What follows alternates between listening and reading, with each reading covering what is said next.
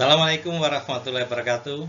Anak-anakku kelas 12.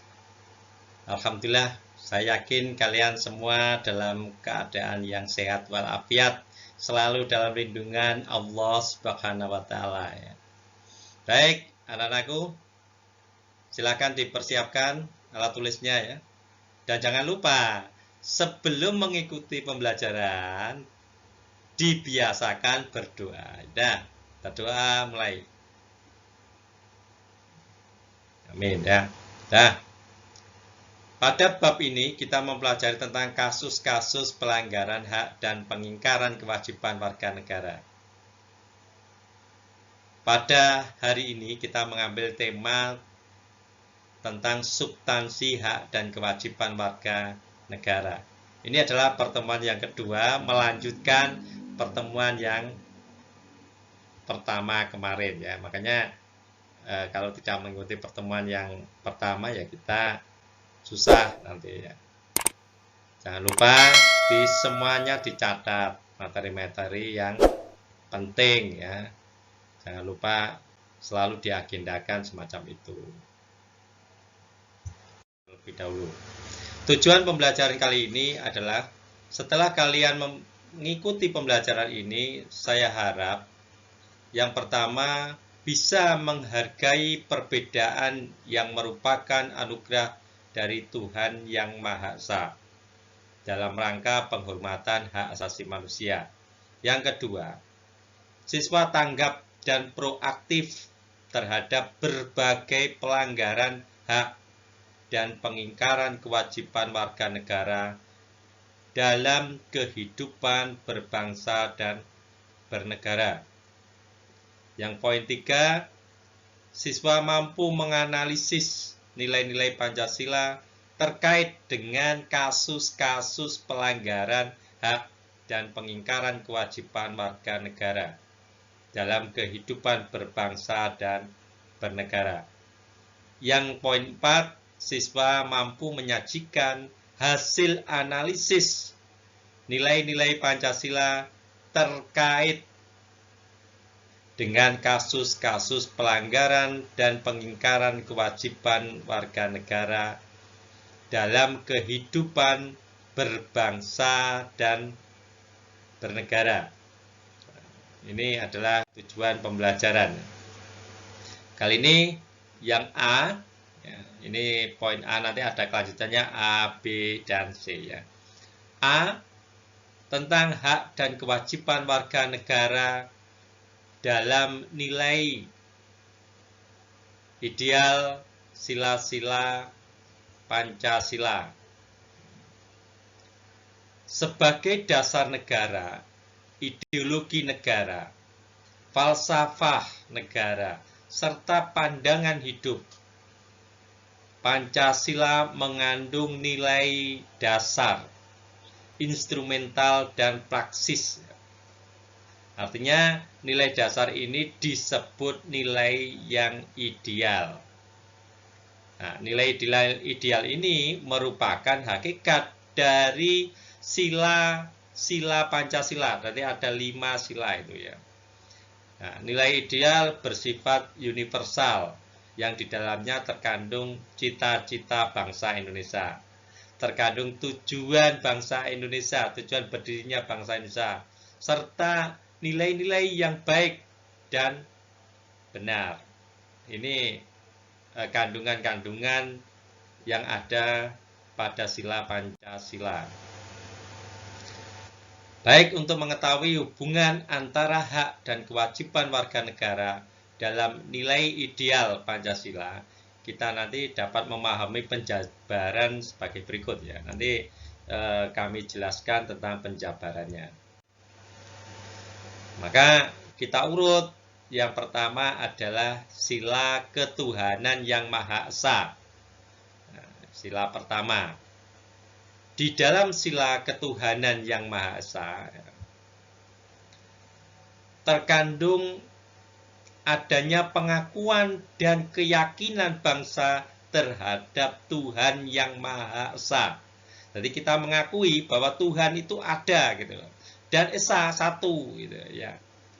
Yang kedua, kebebasan untuk memeluk agama. Kita bebas memeluk agama di bangsa Indonesia. Akan tetapi, kebebasan yang terbatas. Hanya terbatas, artinya hanya terbatas pada agama-agama yang tercantum di dalam Undang-Undang Dasar. Selain itu tidak bisa.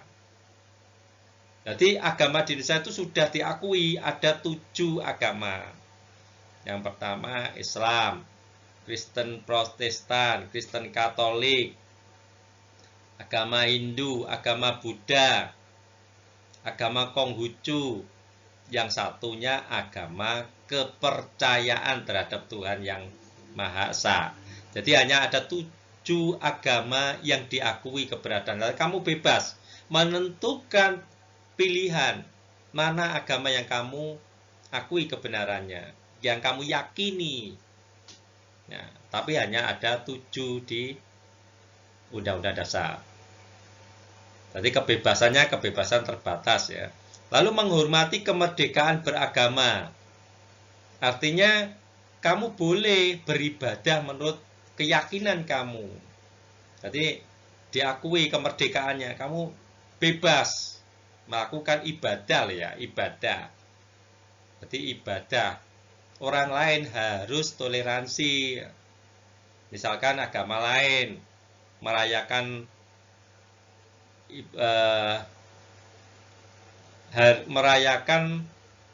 hari besar agama tersebut, maka kamu tidak boleh mengganggu. Tidak memaksa atau berlaku diskriminatif antar umat beragama. Misalkan mengejek-ngejek bahwa agamamu yang paling baik ya. Tapi dengan ucapan-ucapan tidak boleh diskriminatif namanya. Walaupun di daerah kamu ini merupakan minoritas. Ini tidak boleh didiskriminatif ya. Lalu yang sila kedua tentang kemanusiaan yang adil dan beradab. Ini menempatkan setiap warga negara pada kedudukan yang sama dalam hukum. Jadi semua orang itu diakui dan diperlakukan sama di hadapan hukum. Yang kedua, kewajiban dan hak-hak yang sama untuk mendapat jaminan dan perlindungan hukum. Semua orang boleh membela haknya, membela kebenarannya menurut versinya. Lalu pertanyaannya, ketika ada kasus hukum ya, dan orang tersebut tidak mampu menyewa pengacara, maka negara berkewajiban menyediakan pengacara. Makanya ada LBH, Lembaga Bantuan Hukum, gratis. Nah, nilai yang terkandung dalam sila kedua ini adalah kesadaran sikap dan perilaku agar sesuai dengan nilai-nilai moral dalam kehidupan bersama atas dasar tuntutan.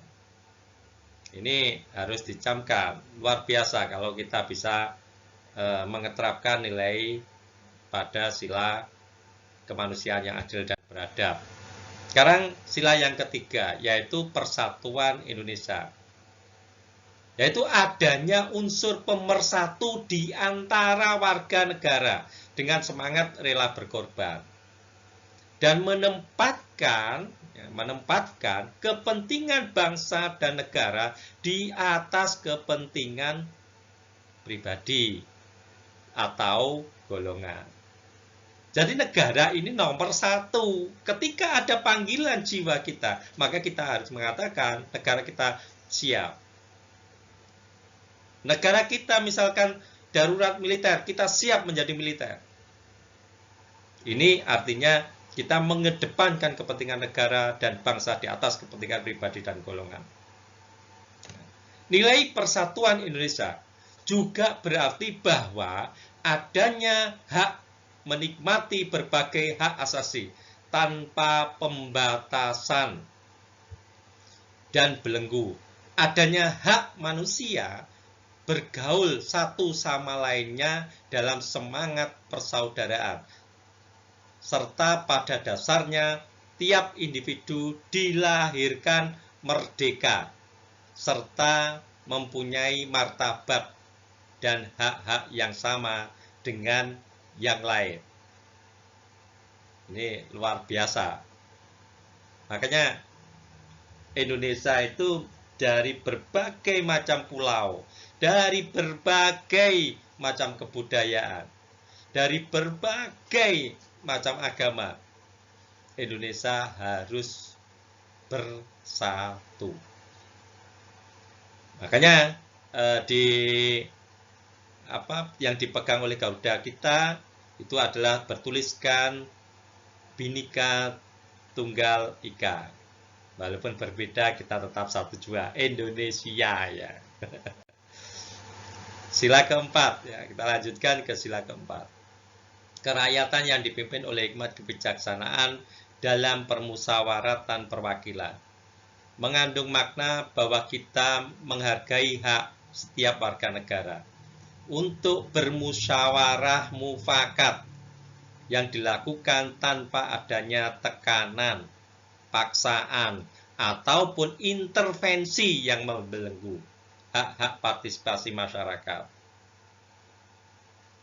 Ketika kita mengadakan musyawarah untuk kepentingan bersama, ya, maka yang harus kita lakukan adalah mengadakan musyawarah. Kita ambil mufakatnya, artinya semua sepakat. Di sila ini, kita sebagai warga negara, kita memiliki hak untuk mengeluarkan sebuah pendapat, berkumpul, ikut serta dalam pemerintahan, dan berkewajiban mengedepankan pengambilan keputusan secara musyawarah. Jadi keputusan yang akan kita ambil ini berdasarkan musyawarah, bukan radikalisme. Ada sebuah lembaga misalkan mengambil keputusan, ketuanya yang mengambil, nah ini namanya radikal, bukan mengedepankan kepentingan bersama. Sekarang yang sila terakhir, sila kelima ya. Keadilan sosial bagi seluruh rakyat Indonesia. Artinya di sila ini adanya pengakuan hak milik perorangan dan dilindungi pemanfaatannya oleh negara serta memberi kesempatan sebesar-besarnya pada masyarakat. Dan sila ini mengemukakan bahwa kita berhak dilindungi.